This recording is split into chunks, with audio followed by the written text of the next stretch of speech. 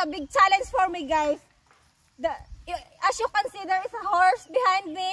So that is the horse that I'm going to slaughter today, together with Karen and my sister-in-law. So now I'm the only one who gonna ride the horse first. I will ride it now to bring it to the place to kill that horse. So come here, guys. Hi, horse. I'm gonna kill you today, okay? Oh, look at the horse, guys. See? He gave his life to me. Maybe he want to surrender his life. He accept that I'm going to kill him today. Okay? Okay, horse, I will ride you first before I kill you, okay? So I will bring the horse over there to ride, guys, because I'm too small to ride the horse. So I need the, what's that? How do you call this one? I don't really know how to explain. So come here, horse. Basi pa.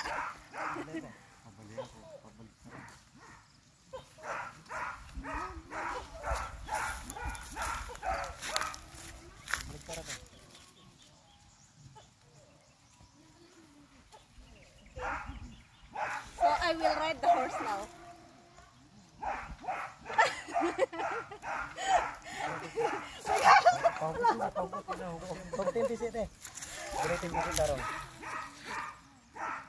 Basi madlagan. Katin. Okay, titik.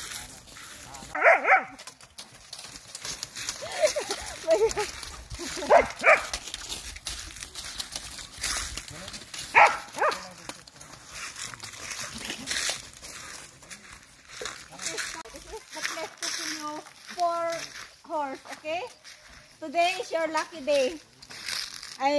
I'm gonna kill you today, okay, horse? Okay? Be nice to me, okay? So I will not hurt you so bad, okay?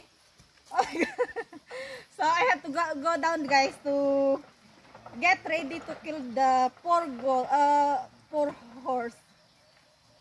Oh my God. So come here.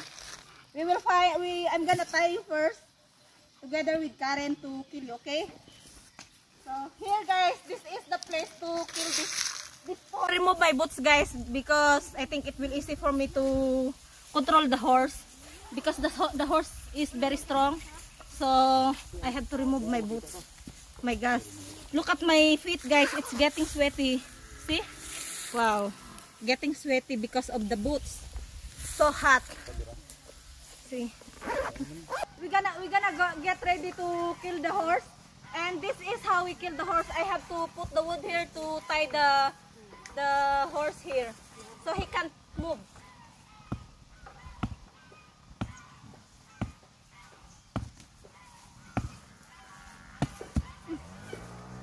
So I have to tie the horse here. Oh, wait, wait.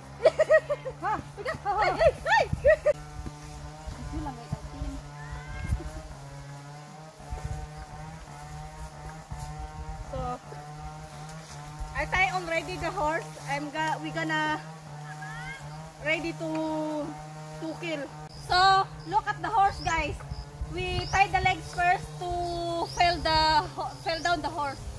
Okay, we get ready now. So they ready, Karen. 1, 2, 3.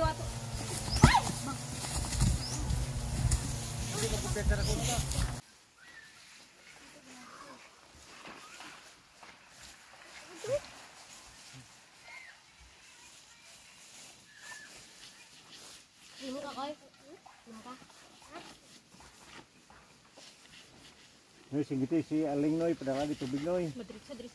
Tubig na mainom. Nanta. Ay, ari gali karon ang basyo sa pok. So I have to wash my legs, guys, because it's full of blood of the horse. See?